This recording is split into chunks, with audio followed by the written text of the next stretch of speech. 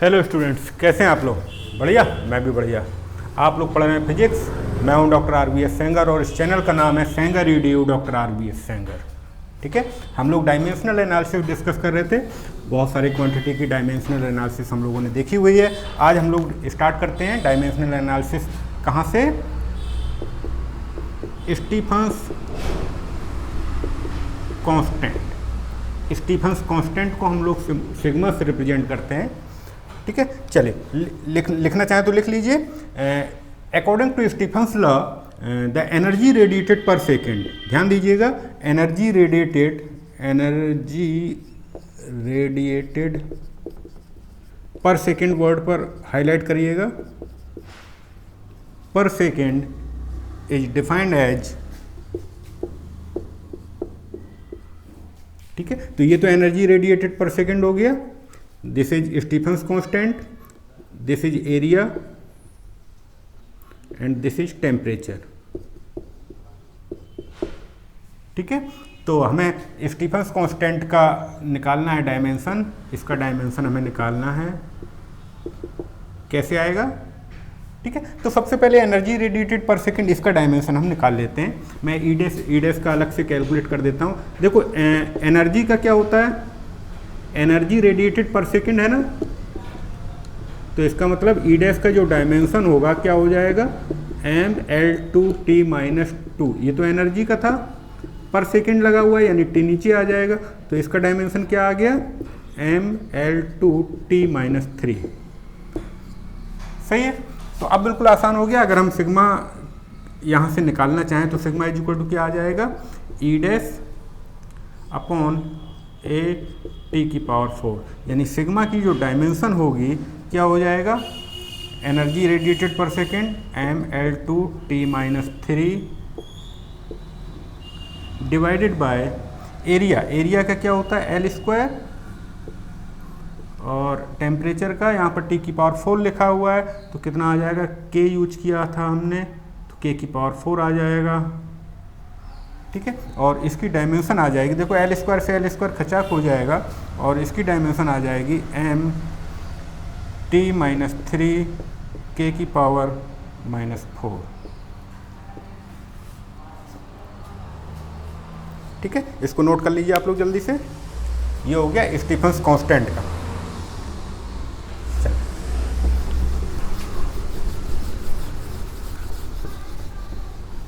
आगे, ठीक है, करंट का आपको पता है, टाइम का पता है, तो अगर मैं कहूँ चार्ज का बताइए डायमेंशन। चार्ज क्या होता है, Q इज इक्वल टू क्या होता है, I×T। I करंट है, T टाइम है, तो चार्ज Q का अगर हम डायमेंशन निकालना चाहें तो क्या हो जाएगा, A करंट के लिए और T के लिए टाइम, दिस वन। बहुत बढ़िया, चलिए आगे बढ़िए। आगे लिखिए, electric intensity.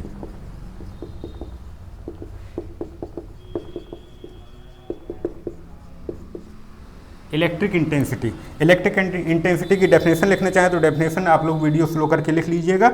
It is the strength of an electric field at any point and is equal to, यानी इलेक्ट्रिक इंटेंसिटी की अगर हम बात करें, electric force divided by charge. सही है, तो क्या आ जाएगा, इलेक्ट्रिक इंटेंसिटी की इसकी हम लोग डायमेंशन निकाल रहे हैं, तो इलेक्ट्रिक फोर्स का तो सभी को पता है, mL2। चार्ज के लिए अभी मैंने बताया था Q is equal to IT यानी AT, तो इसका डायमेंशन आ जाएगा mL2T-3। देखो इधर -2 ये है, ये 1 ऊपर जाएगा तो -1 और हो जाएगा, -3 हो जाएगा, और A की पावर कितना आ जाएगा, -1। चलिए इसको नोट कर लीजिए जल्दी से। चलिए आगे बढ़ते हैं। बिल्कुल आसान है, बस आपको फार्मूले पता होने चाहिए। बिल्कुल आसान है, आपको फार्मूले पता होने चाहिए। इलेक्ट्रिक पोटेंशियल, इलेक्ट्रिक पोटेंशियल की मुझे नहीं पता आपको डेफिनेशन पता है कि नहीं है। इलेक्ट्रिक पोटेंशियल क्या होता है, एक पॉइंट चार्ज को एक पर्टिकुलर पॉइंट से लेके एक स्पेसिफिक पॉइंट तक लाने में जो वर्क डन होता है that is called electric potential. So electric potential को अगर हम लिखें तो क्या लिखेंगे, electric potential is equal to, या पोटेंशियल पूरा लिख देता हूं, electric potential is equal to क्या बताया मैंने, work done per unit charge.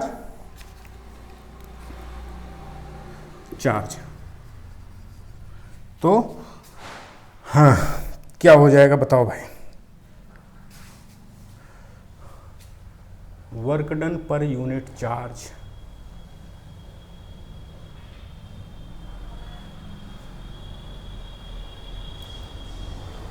ठीक है। वर्क डन क्या होता है, फोर्स इनटू डिस्प्लेसमेंट, ठीक है, यानी mL/t - 2 ये हो गया, डिस्प्लेसमेंट का L हो गया, तो क्या हो गया mL/t - 2, ठीक है। तो चलिए अब तो आसान हो गया, इसकी डायमेंशन निकाल लेते हैं, क्या हो जाएगा mL/t - 2 AT, चार्ज का भी मैंने डिस्कस किया था, तो इसको हम कायदे से लिख देते हैं, क्या होगा A ऊपर चला टी तो क्या हो जाएगा, ये हो जाएगा mL/t - 3 हो जाएगा, A - 1 हो जाएगा। नोट कर लीजिए इसको जल्दी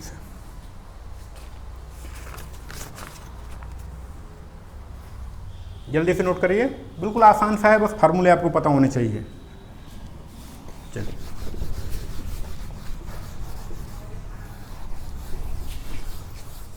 हम जल्दी करेंगे लेकिन जल्दबाजी नहीं करेंगे, समझते हुए आगे बढ़ना है। आप लोगों के पास चॉइस है, वीडियो को पॉज कर सकते हैं। कैपेसिटेंस सी से रिप्रेजेंट करते हैं, तो आप लोगों ने पढ़ा होगा Q इज इक्वल टू क्या होता है, C × V, ठीक है। तो V यहाँ पर ध्यान दीजिएगा पोटेंशियल है, बस अब हो जाएगा C इज इक्वल टू क्या आ गया, Q/V। Q का डायमेंशन, C के डायमेंशन की बात करते हैं हम लोग, Q is equal to AT, और V की डायमेंशन अभी हमने कैलकुलेट करी थी कुछ देर पहले, mL/t - 3 और A - 1, इसको वहाँ से ले लेता हूँ मैं। देखो हर एक के लिए हम बार बार तो नहीं बता पाएंगे ना, तो समझ में ना आए वो एक अलग बात है, तो 10 बार बताएंगे, लेकिन इसको बता चुके हैं, ये आपको समझ में आ चुका है, तो डायरेक्टली मैं सीधा इसको पुट कर दिया हूँ। चलिए इसको लिख लेते हैं, क्या हो जाएगा, देखो इधर m ऊपर जाएगा m - 1, L ऊपर जाएगा L - 2, T ऊपर जाएगा -3 ये जाएगा, और 1 ये पहले से है तो क्या हो जाएगा T की पावर 4 हो जाएगा। A ऊपर जाएगा, देखो एक A पहले से है, एक A ये ऊपर जाएगा तो +1 हो जाएगा, यानी A की पावर कितना आ जाएगा 2। नोट कर लीजिए इसको। चलिए आगे बढ़ते हैं। चलिए कैपेसिटेंस जब हमने बात किया है तो हम लोग कैपेसिटेंस के साथ ज़रूरी है, आप लोग लिखिए परमिटिविटी ऑफ फ्री स्पेस, ठीक है। इसको आपको पता होगा एप्सिलॉन नॉट से रिप्रेजेंट करते हैं, और एप्सिलॉन नॉट आपने कहाँ देखा है, कूलम्ब्स लॉ सभी ने डिस्कस किया होगा, पता भी होगा आपको कूलम्ब्स लॉ क्या होता है। Coulomb's law F is equal to क्या होता है 1/4 pi epsilon not into Q1 Q2, दो चार्ज के बीच में जो फोर्स लगता है वो कूलम्ब्स लॉ से आता है R²। सो हमें यहाँ पर एप्सिलॉन नॉट की डायमेंशन निकालनी है, तो एप्सिलॉन नॉट देखो डिवाइड में इधर जाएगा तो F के साथ मल्टीप्लाई में हो जाएगा। चलिए मैं लिख देता हूँ एक line, F into epsilon naught is equal to क्या हो जाएगा 1/4 पाई Q1 Q2 अपॉन R²। हमें निकालना है एप्सिलॉन नॉट है तो F को भी हमें इधर ले जाना पड़ेगा, तो epsilon naught is equal to क्या हो जाएगा 1/4 पाई, देखो ये पूरा कांस्टेंट टर्म है, Q1 Q2 अपॉन F ही डिवाइड में आ गया, F इंटू R²। चलिए एप्सिलॉन नॉट की डायमेंशन लिखते हैं हम लोग, क्या हो जाएगा Q की dimension 80, again Q A1 T1 मत लिख देना चार्ज है बस 80, AT F की डायमेंशन ये तो आप लोगों को अच्छी तरह याद है mL/t - 2, और R की डायमेंशन आपको पता है क्या होता है L²। एल स्क्वायर हो जाएगा, आर स्क्वायर लिखा हुआ है। तो अब यहाँ से हमें पता चल गया एप्सिलॉन नॉट की डायमेंशन क्या आ गई। देखो इधर कायदे से लिखते हैं, देखो एल एम एक है, ऊपर जाएगा m-1, एल दो एक और दो तीन हो गया, ऊपर जाएगा यानी एल की पावर -3। टी देख लेते हैं, टी देखो इधर ऊपर एक और एक दो ऊपर हैं और नीचे का भी ऊपर जाएगा तो +2 और हो जाएगा, यानी टी की पावर कितना हो जाएगा 4, ऊपर ए 2 है, हो गया। इसको नोट कर लीजिए अच्छे से समझते हुए। चलिए आगे बढ़ते हैं।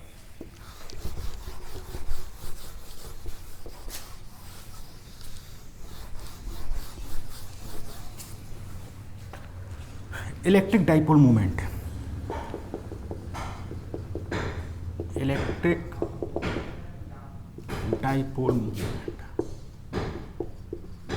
क्या होता है? इलेक्ट्रिक डाइपोल मोमेंट फार्मूला, इसको अगर मैं m से रिप्रेजेंट कर देता हूँ, capital M is equal to what is charge into distance. तो चलिए हम लोग इसकी डायमेंशन की बात कर लेते हैं, ध्यान रहे इसके लिए मैंने कैपिटल M लिखा हुआ। चार्ज की डायमेंशन 80 और इसकी डायमेंशन डिस्टेंस की L, ठीक है। तो M की डायमेंशन क्या आ गई? M की डायमेंशन आ गई, क्या आ जाएगा देखो L T A, नोट कर लो इसको। चलिए आगे बढ़ते हैं। रेजिस्टेंस, रेजिस्टेंस, रेजिस्टेंस आर पढ़ेंगे डिटेल में, जब आएगा समय आने पर रेजिस्टेंस बहुत अच्छे से बताऊंगा मैं तो मास्टर हूँ इसमें। हाँ तो देखो V यानी V is equal to I R, सभी लोगों ने पढ़ा होगा। यहाँ पर V क्या होता है? वोल्टेज या पोटेंशियल, और पोटेंशियल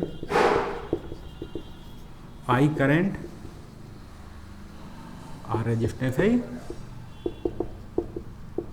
तो मेरा R इज इक्वल टू क्या हो जाएगा? V upon I। चलिए R की डायमेंशन की बात करते हैं हम लोग। R तो V की डायमेंशन अभी हमने कैलकुलेट करवाई थी, मैं बार बार कैलकुलेट नहीं करूँगा, डायरेक्ट लिख रहा हूँ mL2 T-3 A-1, ओके। चलिए divide by I ampere, I ampere, area नहीं है ध्यान दीजिएगा, एम्पियर है। तो इसकी डायमेंशन क्या हो जाएगी? देखो A ऊपर जाएगा -2 हो जाएगा, क्या हो जाएगा mL2 T-3 A-2 हो जाएगा। चलिए नोट कर लीजिए इसको।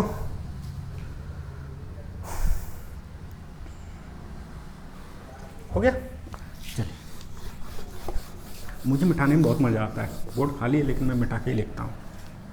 मैग्नेटिक फील्ड,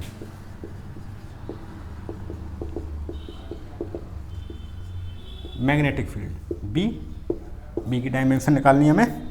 यूनिट तो पता ही होगा इसका क्या होती है, टेस्ला। चलिए हाँ ये आता है देखो F इज इक्वल टू, तुम लोगों ने पढ़ा होगा एक force F is equal to IBL sine theta, है ना, साइन थीटा भी होता है। तो हमें साइन थीटा से कोई मतलब नहीं है, वैसे भी डायमेंशन लेस क्वांटिटी है, इसको मैं हटा देता हूँ। देखो यहाँ पर ये क्या हो गया, force I current, B magnetic field और L length of the conductor. तो यहाँ से अगर हम B की डायमेंशन की बात करें तो B का फार्मूला देखते हैं, F अपॉन क्या हो जाएगा I इंटू L। चलिए अगली लाइन में लिख देता हूँ मैं, B की डायमेंशन F mL/T-2, I का A और L का L। जब क्या हो जाएगा, L से L खचाक हो जाएगा, ये ऊपर जाएगा तो इसकी डायमेंशन आ जाएगी m/T-2 A इनवर्स। नोट कर लो, A लिखा हुआ है, हाँ नोट कर लीजिए जल्दी से, बहुत बढ़िया। हाँ इसके बाद फिर जो मैग्नेटिक फील्ड हम लोगों ने डिस्कस कर लिया है, तो चलिए आगे बढ़ते हैं।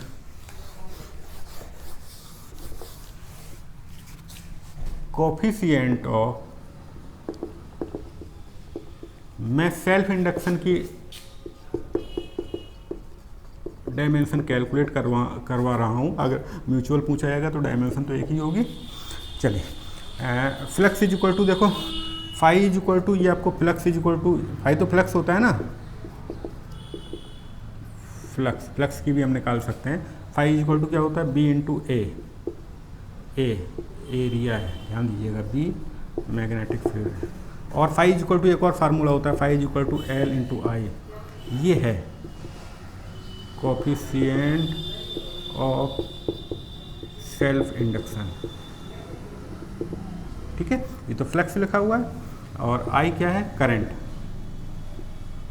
ठीक है, दोनों इक्वेशन को अगर हम इक्वेट करा देंगे तो क्या आ जाएगा, L into I is equal to B into A. तो यहाँ से एल इज इक्वल टू आ जाएगा B A upon I. L की डायमेंशन की बात करते हैं, ध्यान दीजिएगा ये लेंथ वाला नहीं है, ठीक है, ये कोफिशिएंट ऑफ सेल्फ इंडक्शन लिखा हुआ है।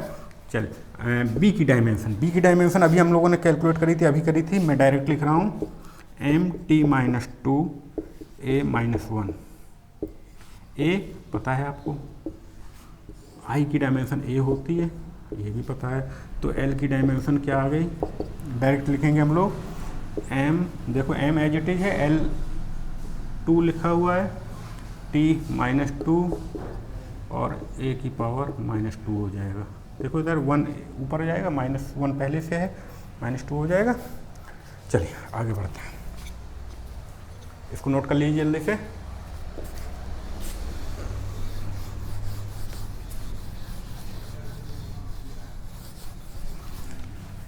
चलिए, तो ये तो डायमेंशन हमने बहुत सारी क्वांटिटी की बता दी है, और बहुत सारी क्वांटिटी अभी भी ऐसी हैं जिनकी हमने डायमेंशन नहीं बताई है। आप लोग करते रहिएगा, नहीं आता तो आप पूछिएगा।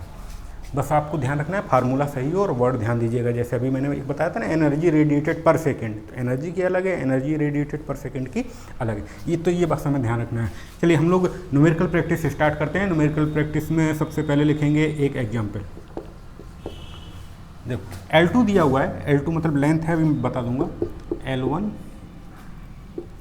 1 plus alpha T2 minus T1, यानी टेम्परेचर चेंज होने पर लेंथ में क्या चेंज आता है वो उसका रिलेशन ये लिखा हुआ है।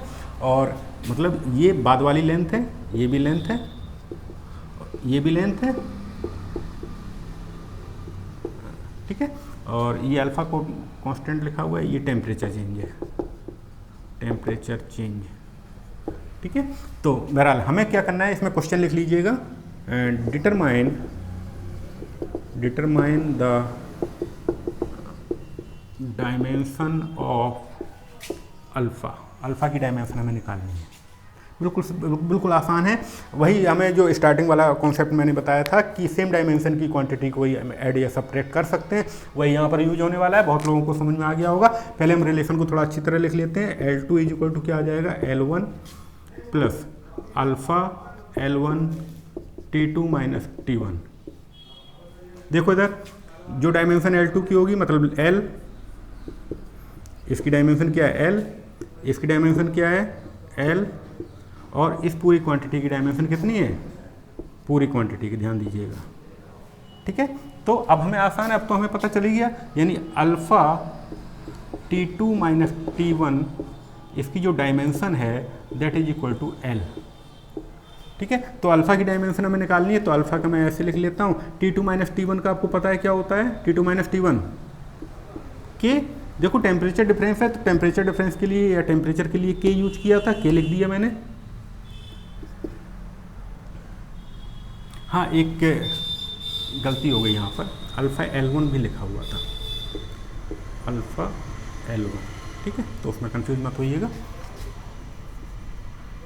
मत होइएगा, क्या हो जाएगा L और इसकी हो जाएगी K, L, ठीक है। चलिए अल्फ़ा की डायमेंशन क्या आ गई यहाँ से, L divided by L K, ठीक है। L से L खचाक हो जाएगा और K ऊपर जाएगा, तो अल्फ़ा की डायमेंशन क्या आ गई, K इनवर्स। आंसर आ गया भाई। चलिए नेक्स्ट जब भी लेक्चर होगा हमारा या नेक्स्ट वीडियो जो भी आएगा उसमें हम डायमेंशनल एनालिसिस का न्यूमेरिकल प्रैक्टिस करेंगे जितना भी हो सकेगा, ठीक है। थैंक यू आज के लेक्चर के लिए। एग्जाम्पल देखिए, write the dimension of small a and small b in the relation, एक रिलेशन दिया हुआ है capital P is equal to b minus x square upon 80, ठीक है। उसमें उसने लिख रखा होगा, मैं यहाँ पर लिख देता हूँ, P क्या है पावर, x क्या है डिस्प्लेसमेंट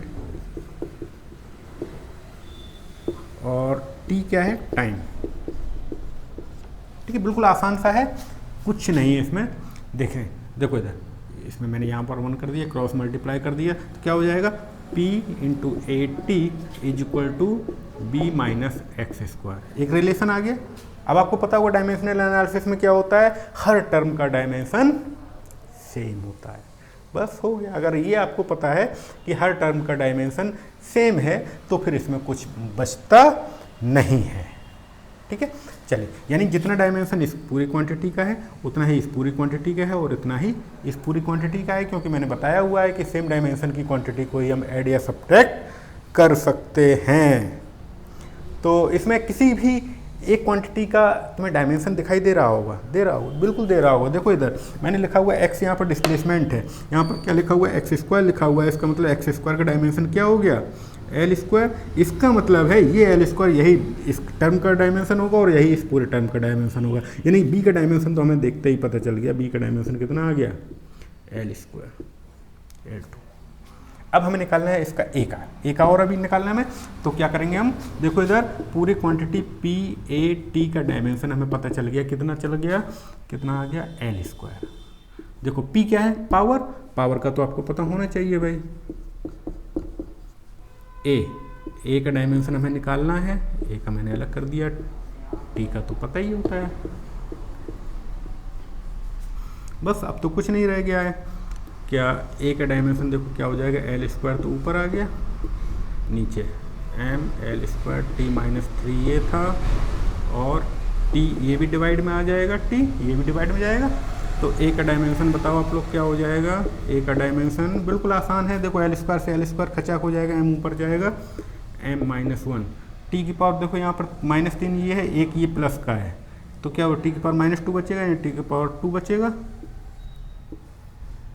हो गया ए बी। नोट कर लीजिए इसको,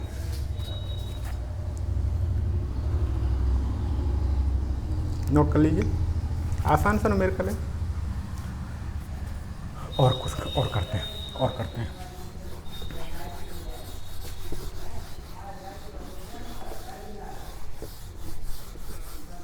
समझते रहिएगा, समझ के करना है हमें, जल्दी करेंगे जल्दबाजी नहीं करेंगे।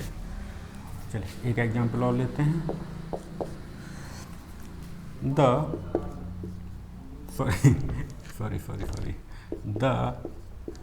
Centrifugal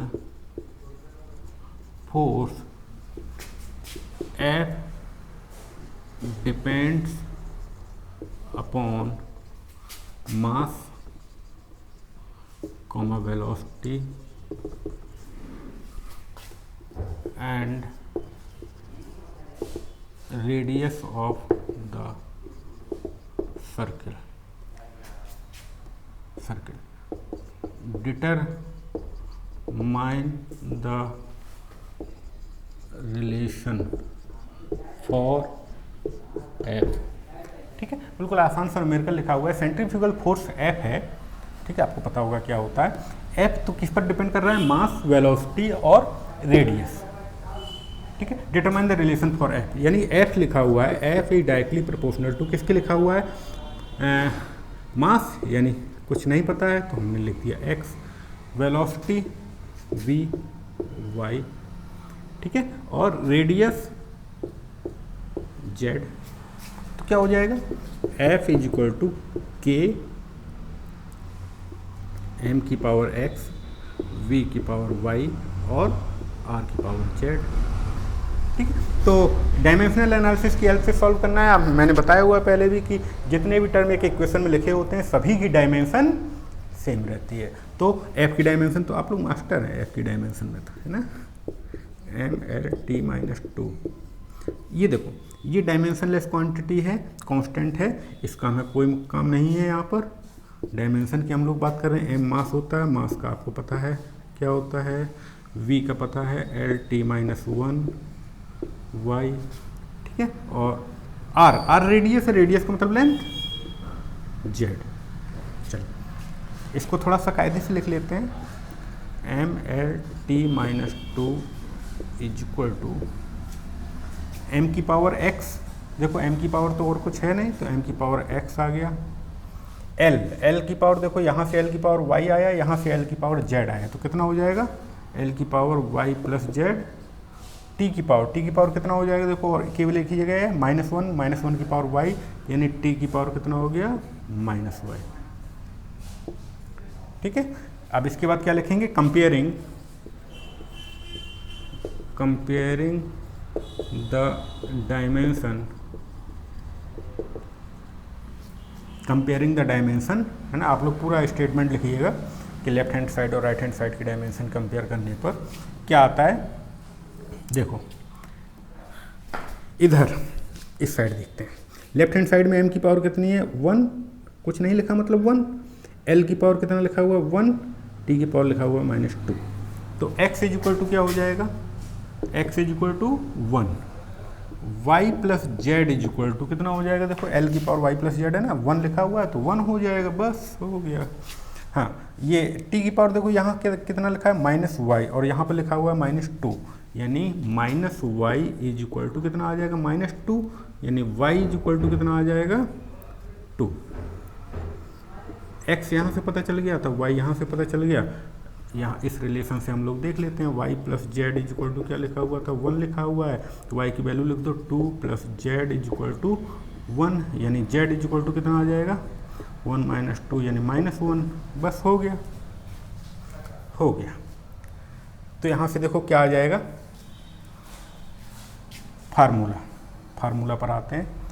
f is equal to क्या लिखा हुआ था, k, मैं फिर से लिख देता हूँ, m की पावर x, v की पावर y और r की पावर z, यानी f इज इक्वल टू क्या आ गया, k।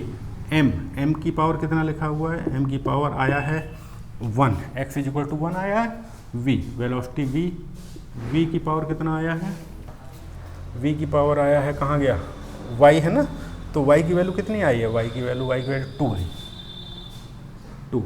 और r की पावर कितना लिखा हुआ है, ये टू नहीं है, z है, ध्यान देना, यही गलती हो जाती है। r की पावर देखो कितना, z लिखा हुआ है, z इज इक्वल टू है माइनस वन, हो गया। तो f इज इक्वल टू क्या आ गया, k m v स्क्वायर, देखो r की पावर माइनस वन लिखा है, यानी डिवाइड में हो गया फार्मूला। यहाँ तक आप लिख देते हैं, बिल्कुल सही हो जाएगा। और अगर कोई एक्सपर्ट है और ज़्यादा आगे लिखना चाहता है तो लिख देंगे experimentally k is find as 1, so experimentally, so formula f is equal to कितना आ जाएगा, M V square upon R, ये फार्मूला हो जाएगा। अदरवाइज यहाँ तक भी आप लिख देंगे, आपका गलत नहीं होगा, सही में डायमेंशनल एनालिसिस से जितना किया जाएगा वहाँ तक वो बिल्कुल करेक्ट है। अब थोड़ा सा डिफिकल्ट क्वेश्चन हम लोग करेंगे, अब हम लोग थोड़ा सा डिफिकल्ट क्वेश्चन करेंगे।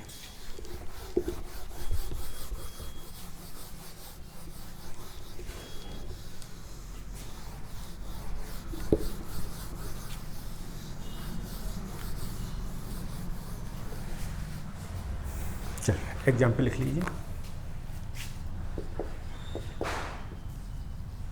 मैंने क्या लिखा हुआ है, इम्पोर्टेंट। ये इस तरह का क्वेश्चन इंपॉर्टेंट रहेगा कभी भी, ध्यान दीजिएगा और थोड़ा सा हमें समझना है carefully.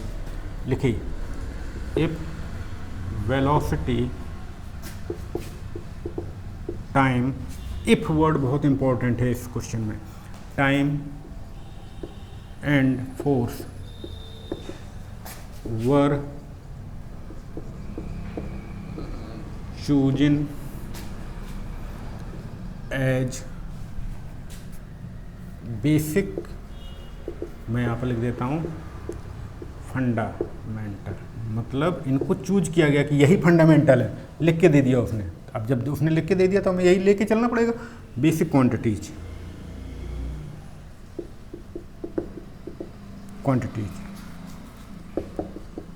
Find the dimension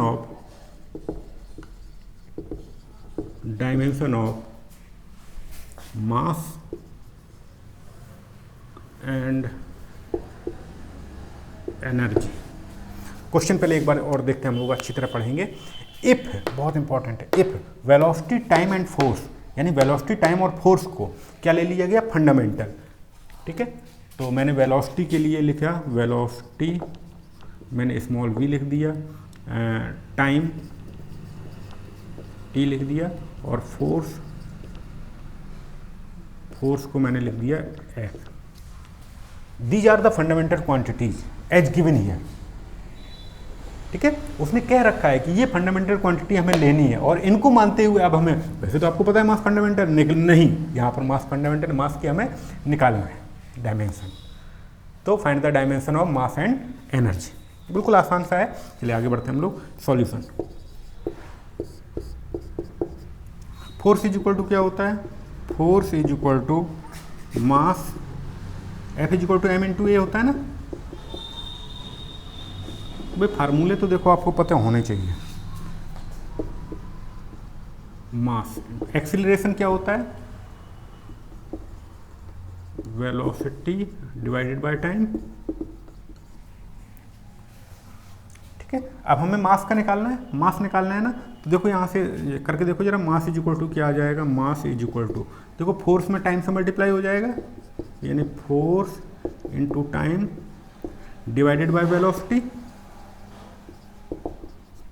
divide by velocity हो गया। तो मास के डायमेंशन की अगर हम बात करेंगे तो क्या हो जाएगा, मास का डायमेंशन अगर हम कहूँ कि बताओ तो क्या हो जाएगा, फोर्स का मैंने लिया हुआ है F, तो F लिख देता हूँ मैं, इसका F हो गया, टाइम का T लिख देता हूँ, वेलोसिटी का V लिख देता हूँ। जब कुछ नहीं दिया, ये तो आपके ऊपर है। ठीक है, तो आप बस मेंशन कर देना यहाँ पर, जैसे टाइम का मैंने यहाँ पे स्मॉल t लिखा, वहाँ कैपिटल T लिख दिया है, तो यहाँ पर आप भी कैपिटल T लिख देना। ठीक है, चलिए, तो हो गया मास का डायमेंशन, क्या आ गया, F V इनवर्स T या FT V इनवर्स, कोई बात नहीं, वो तो कोई बात नहीं। आगे एनर्जी, अब देखो एनर्जी, कोई भी एनर्जी आप ले सकते हैं। मैंने बताया था सारी एनर्जी की डायमेंशन एक ही होती है ना। तो जितनी काइनेटिक एनर्जी की होगी वही पोटेंशियल एनर्जी की होगी, वही हीट एनर्जी।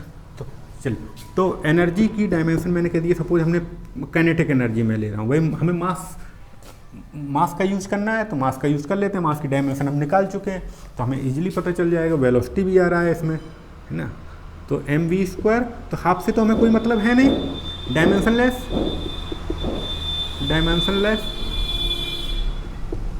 ठीक है, तो इससे कोई मतलब है नहीं। हमें एनर्जी की डायमेंशन निकालनी है, तो देखो एनर्जी की डायमेंशन क्या हो जाएगी, मैं लिखता हूँ एनर्जी, इसकी डायमेंशन क्या हो जाएगी, m की डायमेंशन अभी हमने कैलकुलेट करी थी, मास, m क्या मास ही तो है वहाँ पर, m मास लिख देता हूँ, मास, और ये क्या था, वेलोसिटी।